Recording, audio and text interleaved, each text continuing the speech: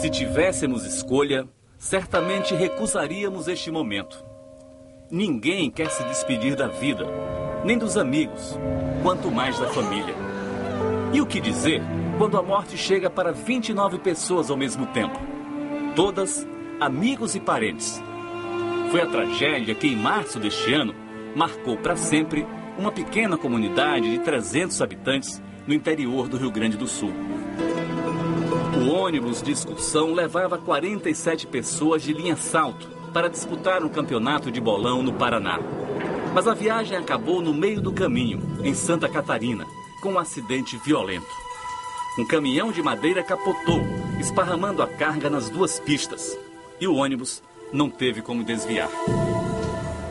Eu quebrei o braço, foi tirado o baço e 5 costelas. E o meu pulmão afetou bastante. Você perdeu muita gente da sua família, né?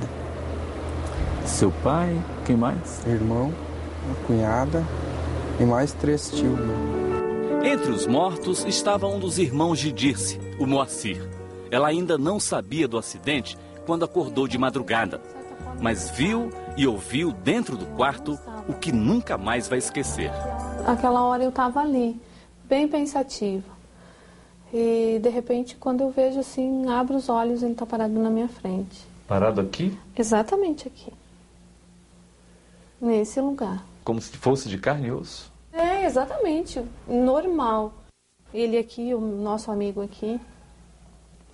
E ele dizia, essa é a pessoa que eu trouxe para nos ajudar. Dirce nem teve tempo de reagir. Moacir deu o recado e desapareceu. Ele dizia, tudo o que tu precisa, tu pergunta para ele. Esse cara é o cara que eu confio. E é o cara certo para nos ajudar, para nos assistir, para ficar com a gente. Não entendi nada. Dirce dormiu mais um pouco e quando acordou às 6 da manhã para estudar, mal teve tempo de escovar os dentes. No telefone, a cunhada começava a dar a triste notícia. Ela disse, o ônibus virou, tô te ligando para te avisar. Tem muita gente muito mal, muitos feridos, inclusive muitas mortes. E eu disse, meu Deus, e a minha mãe? Quando era 6h30 da manhã, eu fui então para buscar minha mãe. Quando eu abri essa porta para sair, eu tocou o telefone, o meu celular. Eu olhei, era o Alceu. Era o Alceu? O cara que ele me apresentou no sonho.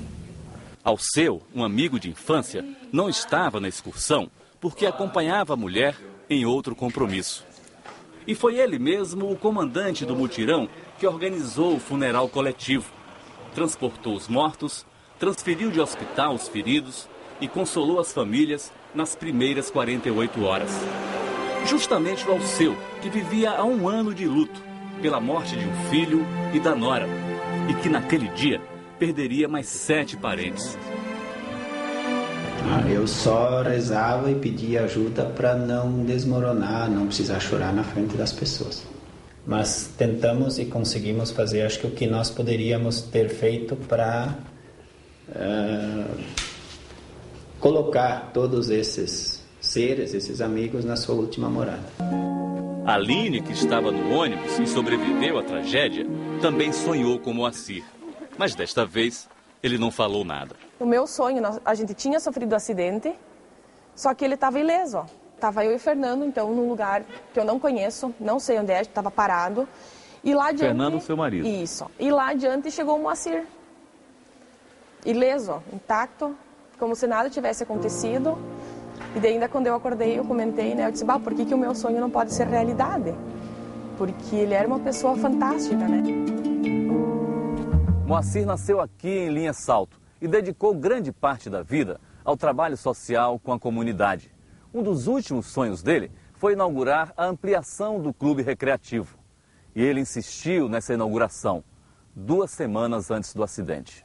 Ele tinha, assim, uma vontade muito grande de fazer uma pré-inauguração. Sempre dizia assim, vamos fazer, depois que tiver tudo, vamos fazer uma inauguração mesmo, né, de tudo. Mas, por enquanto, vamos fazer isso, né? Ele insistiu em fazer. Inaugurar só a pista de bolão. Essa é realmente uma daquelas histórias com muitas coincidências, que na verdade começa 5 dias antes, com um pesadelo.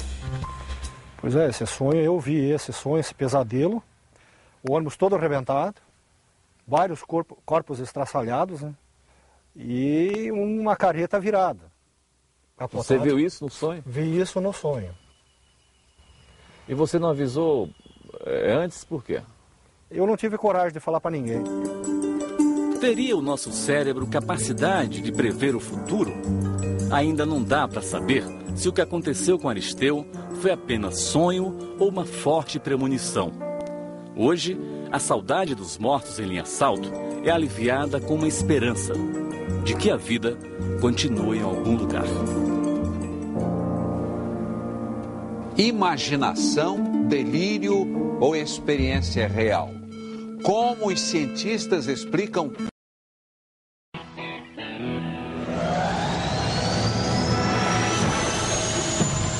O túnel colorido, misterioso. A luz vibrante, magnética.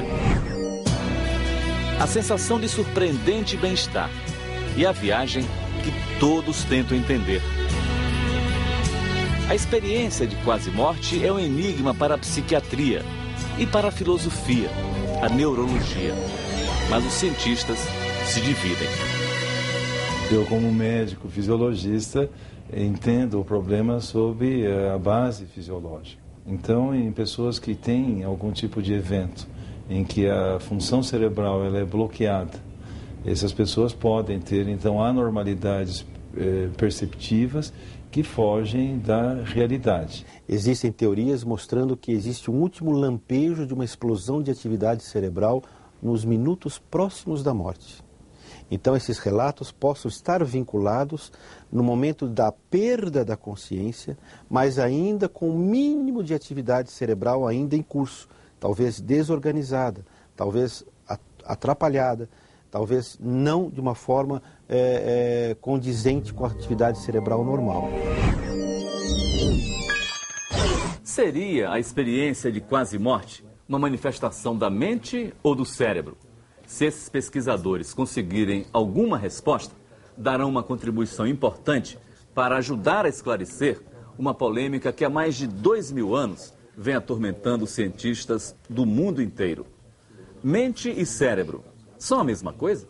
Então, há várias possíveis explicações para as experiências de quase morte.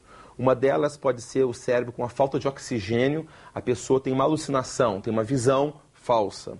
Pode ser que no período de próximo à morte a pessoa fantasie, crie imagens como um mecanismo de defesa. Pode ser também uma das possibilidades de que a própria consciência, a própria mente, efetivamente, possa ser independente do cérebro, estar realmente presenciando e vivenciando aquelas situações descritas na experiência de quase morte. É muito bom morrer se é assim, é muito bom. Se for assim, olha, tranquilo. E esse debate continua na internet. Na nossa página, o cirurgião cardiovascular Leonardo Miana conversa com os internautas. Ele é coordenador da pesquisa sobre experiências de quase morte no Brasil. Participe. Assista agora a sua novela das 11, O Astro. Bom fim de semana e até a próxima sexta.